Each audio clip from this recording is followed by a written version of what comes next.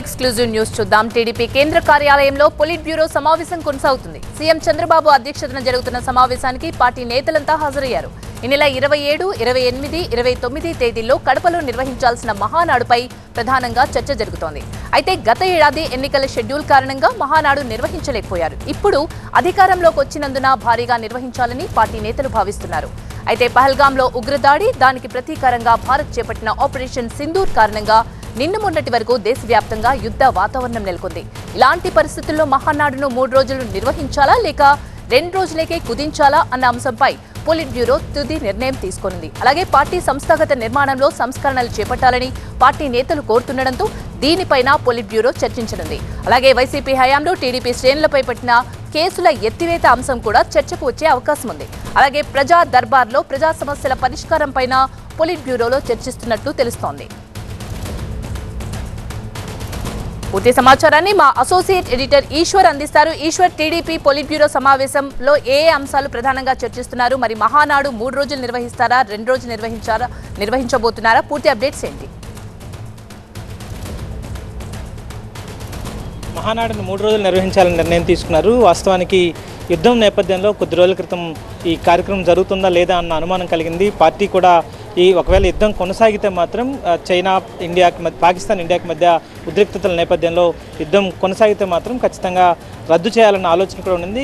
ఒకవేళ యుద్ధం తగ్గిన తర్వాత కూడా పరిస్థితులు అలానే ఉంటే, కొంత ఉద్రిక్త పరిస్థితులు ఉంటే మాత్రం 1-2 రోజులకు మాత్రమే కుదించాలని అనుకున్నారు. కానీ ప్రస్తుతం యుద్ధం పూర్తిగా ఆగిపోవడం, ఎలాంటి ఉద్రిక్తతలు లేకపోవడంతో 3 రోజులు చేయాలని నిర్ణయించారు. 27, 28, 29 తేదీల్లో మహానాడు జరగబోతుంది. 28వ తేదీ ఎన్టీఆర్ జయంతి సందర్భంగా జరిగే మహానాడుకు సంబంధించి ముందు ఒక రోజు, ఆ తర్వాత ఒక రోజు, 3 రోజుల పాటు పెద్ద ఎత్తున పండుగ వాతావరణంలో చేయాలని నిర్ణయించారు. ఎందుకంటే పార్టీ చాలా క్రియాశీలకంగా ఉన్న నేపథ్యం ప్రస్తుతం కనిపిస్తోంది. ముఖ్యమంత్రిగా చంద్రబాబు నాయుడు 4వసారి పనిచేస్తున్నారు. అదే సమయంలో తెలుగుదేశం పార్టీ గతంలో ఎన్నడూ లేని విధంగా, పార్టీ స్థాపించినప్పటి నుంచి ఇప్పటి వరకు లేని విధంగా పోటీ చేసిన 144 స్థానాల్లో 135 స్థానాల్లో గెలిచింది. దాదాపుగా భారీ విజయం. ఇంత విజయం భవిష్యత్తులో కూడా ఊహించలేం. సో అంతటి విజయాన్ని సాధించిన నేపథ్యం. అదే సమయంలో సభ్యత్వ పరంగా కూడా చూస్తే దేశంలో ఏ ప్రాంతీయ పార్టీకి లేనంత సభ్యత్వం, 1 కోటికి పైగా క్రియాశీలక సభ్యత్వంతో ముందుకు వెళ్తున్న నేపథ్యంలో సో ఇట్లాంటి ఇంత కీలకమైన పరిస్థితుల్లో పండుగ వాతావరణంలో దీన్ని చేయాలని నిర్ణయించారు. 3 రోజుల పాటు జరగనున్న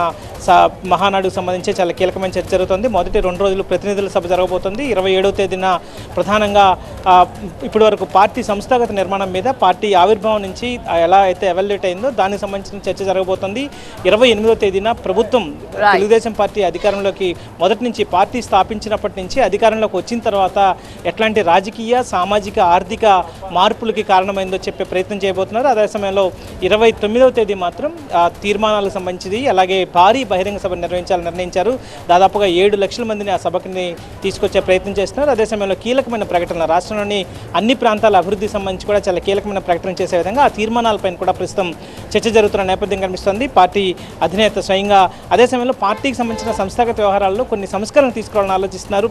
ప్రధానంగా 3 టర్ములు ఏదైనా రాష్ట్ర కమిటీలు కావచ్చు, జిల్లా కమిటీలు కావచ్చు, ఒకే పదవిని 3 సార్లు ఎవరైతే ఉంటారో వాళ్ళు స్వచ్ఛందంగా పదవి నుంచి తప్పుకోవాలని చెప్పి ఇప్పటికే లోకేష్ ఒక ప్రతిపాదన తెచ్చారు. తాను స్వయంగా అందుకు ముందుంటానని జాతీయ ప్రధాన కార్యదర్శిగా 3వసారి నిర్వహిస్తున్న తన పదవి వదులుకోవడానికి సిద్ధంగా ఉన్నానని చెప్పిన నేపథ్యంతో సో పాలిట్ బ్యూరోలో కూడా చాలామంది సీనియర్లు అందరూ ఉన్న నేపథ్యంలో పాలిట్ బ్యూరోకి సంబంధించి కావచ్చు, ఆ తర్వాత రాష్ట్ర, జిల్లా కమిటీలకు సంబంధించి కావచ్చు, అలాగే మహానాడు మినీ మహానాడు నిర్వహించాలని కూడా నిర్ణయించారు. ప్రతి నియోజకవర్గంలో మినీ మహానాడులో ఇట్లాంటి చాలా క్రియాశీలక అంశాల మీద అయితే సమావేశం జరుగుతుంది. వాటికి సంబంధించిన వివరాలు మళ్ళీ పూర్తి స్థాయిలో మీకు అందించే ప్రయత్నం చేస్తాం.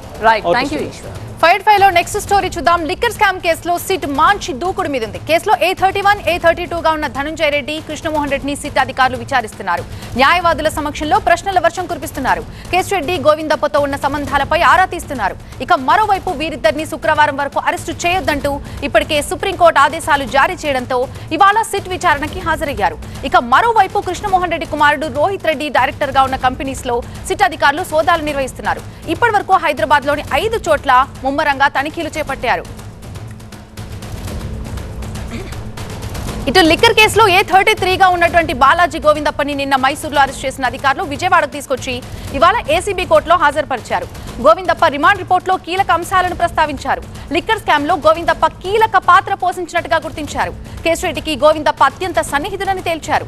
అనుకూలమైన బ్రాండ్స్ ని మార్కెట్లోకి తెచ్చి డిస్టిలరీల నుంచి గోవిందప్ప కమిషన్స్ తీసుకున్నట్టుగా అధికారులు గుర్తించారు. అంతేకాదు కోట్ల రూపాయలతో ఆస్తులు, లగ్జరీ కార్స్ కొన్నట్టు రిమాండ్ రిపోర్టులో పేర్కొంది సిట్.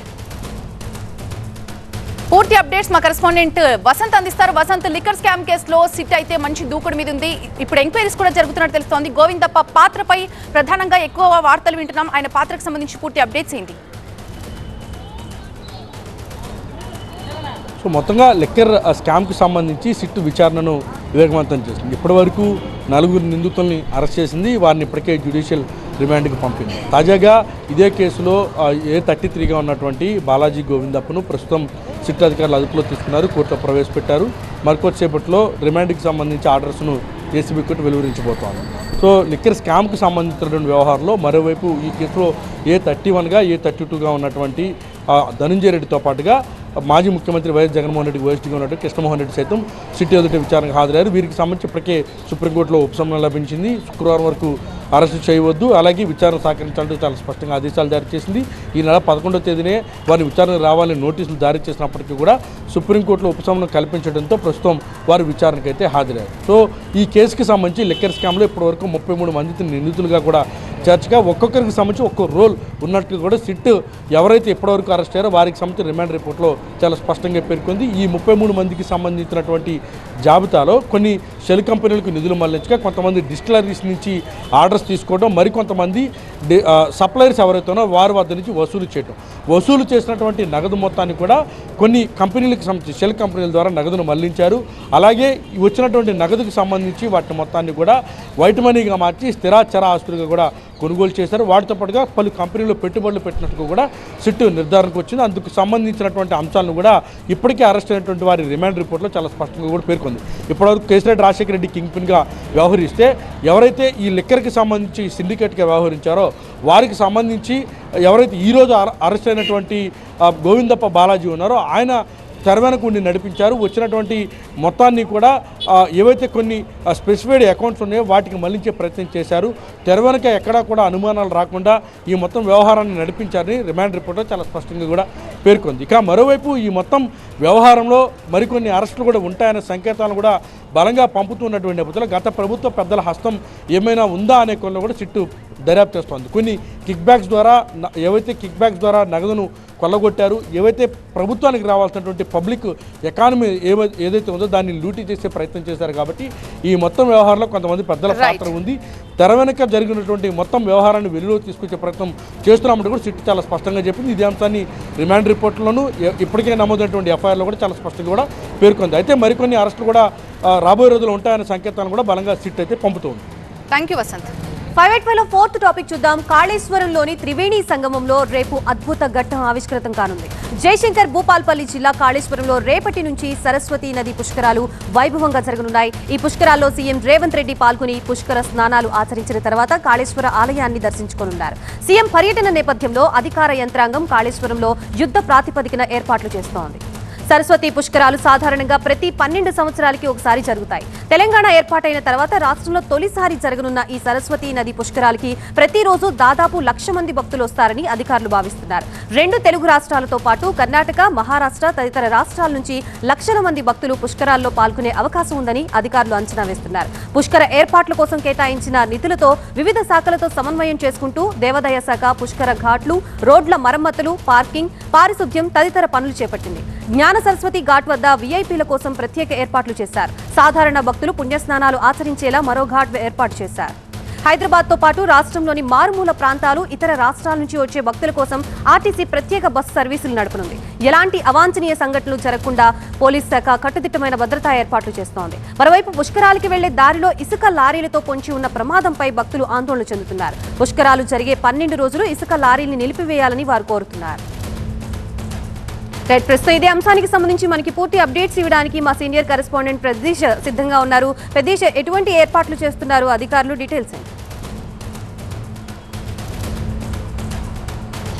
గురువు మిథున రాశిలోకి ప్రవేశించే అద్భుత కాలం నిర్వహించేటువంటి వేడుకనే పుష్కరోత్సాహం అంటారు. సో ఈ నెల 14వ తేదీ ఈరోజు అర్ధరాత్రి నుండి వైశాఖ బహుళ విద్య గడియలు ఆరంభమవుతాయి. ఆ సమయంలో గురువు మిథున రాశిలోకి ప్రవేశిస్తారు. కాబట్టి అర్ధరాత్రి నుండి ఈ వేడుకలు ప్రారంభమవుతాయి. కానీ రేపటి నుండి ఈ సరస్వతి పుష్కరాలు ప్రారంభిస్తారు. సో రేపు ఉదయం నుంచే తెల్లవారుజాము నుంచే భక్తులు పెద్ద సంఖ్యలో తరలివచ్చి కాళేశ్వర త్రివేణి సంగమంలో పుణ్యస్నానాలు ఆచరించడం కోసం వస్తుంటారు. ఇప్పటికే చాలామంది స్వామీజీలు, ఋషులు, అఘోరులు కూడా చాలామందికి ఇక్కడికి చేరుకున్నారు. వీరంతా రేపు ఉదయం తెల్లవారుజాము నుండి ఈ త్రివేణి సంగమం అంటే గోదావరి, ప్రాణాయిత, ఇంకోవైపు అంతర్వాహినిగా పిలువబడేటువంటి సరస్వతి నది, ఈ 3 నదుల కలయికనే ఇక్కడ త్రివేణి సంగమంగా పిలుస్తుంటారు. సో ఈ త్రివేణి సంగమం వద్ద రేపు ఉదయం నుంచి కూడా ఈ సరస్వతి పుష్కరాలు ఆరంభమవుతాయి. సో 12 రోజుల పాటు నిర్వహించే ఈ ఉత్సవాలకు అట్టహాసంగా ఏర్పాటు చేశారు. అయితే రేపు రాష్ట్ర ముఖ్యమంత్రి రేవంత్ రెడ్డి కుటుంబ సమేతంగా తరలివచ్చి ఇక్కడ ఏర్పాటు చేసినటువంటి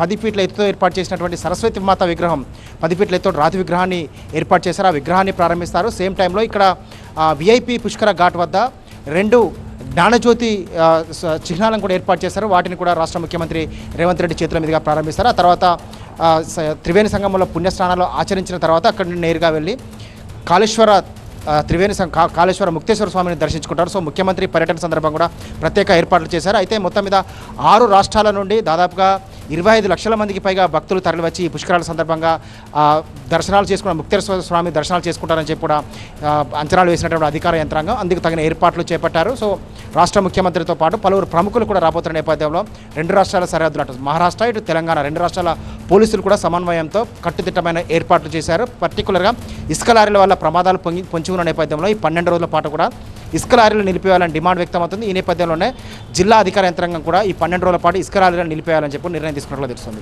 right, thank you Peddish. IPL season restart అవుతుండటంతో అభిమానులు ఆనందంగా ఉన్నారు. కానీ స్వదేశాలకు వెళ్లిపోయిన ఫారిన్ ప్లేయర్లు తిరిగి వస్తారా లేదా ఈ విషయం మాత్రం కలవరపెడుతోంది. ఈ నెల 17 నుంచి అంటే ఒక 3 రోజుల్లో మళ్లీ ఐపీఎల్ మ్యాచ్లు రీస్టార్ట్ చేయాలని నిర్ణయించిన బీసీసీఐ విదేశీ ఆటగాళ్లను తిరిగి రప్పించడం కోసం గట్టిగా ప్రయత్నిస్తోంది. ఆటగాళ్లను భారత్కు పంపేలా విదేశీ బోర్డులపై ఒత్తిడి పెంచుతోంది.